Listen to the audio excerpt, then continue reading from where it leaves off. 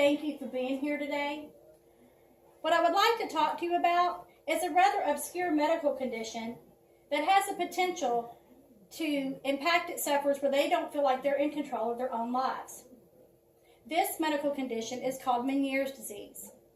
Now, my objective today is to inform you about what Meniere's disease is, its symptoms, and the treatment options available for its sufferers. Now, according to the Mayo Clinic, the medical definition of Meniere's disease is idiopathic endolymphatic hydrops. Now, in layman's terms, basically what that means is it's a dysfunction of the inner ear that has no cure, it's progressive, and doctors don't know why it happens. According to the National Institute of Deafness, only 5 million people worldwide suffer from Meniere's disease. The symptoms of Meniere's disease are oral fullness, which feels like you always have something in your ear. Tinnitus, which is a roaring, humming, or buzzing in the ear. Now, people with Meniere's, this sound is with them 24 hours a day, even when they're trying to sleep. Another thing that happens with people with Meniere's is hearing loss.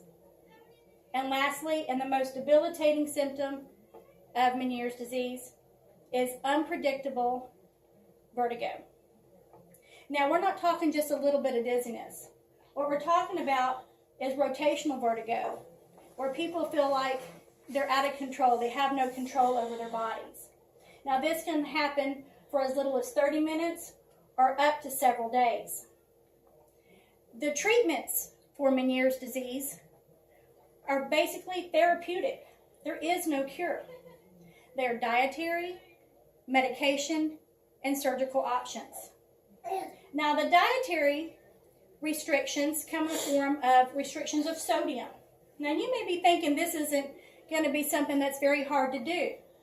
But according to the USDA, the average American consumes 3,400 milligrams of sodium a day.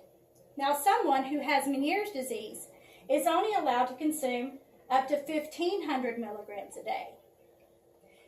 To put this into perspective, one single flour tortilla has 1,000 milligrams of sodium.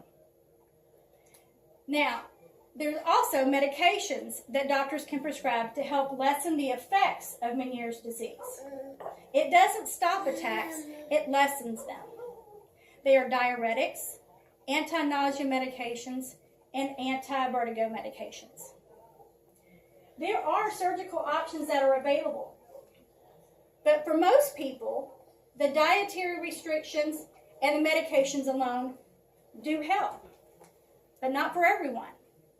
The surgical treatments are a shunt placement in the endolift system of the inner ear, vestibular nerve section, a labyrinthectomy.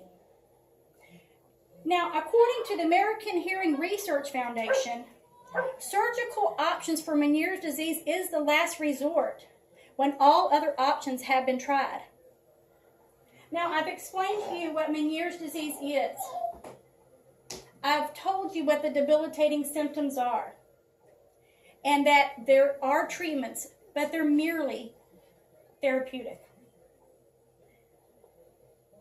However, there is hope, because research is continuing.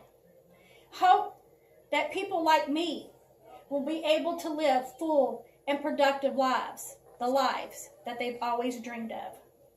Thank you so much for being here today. Thank you. Shut the door.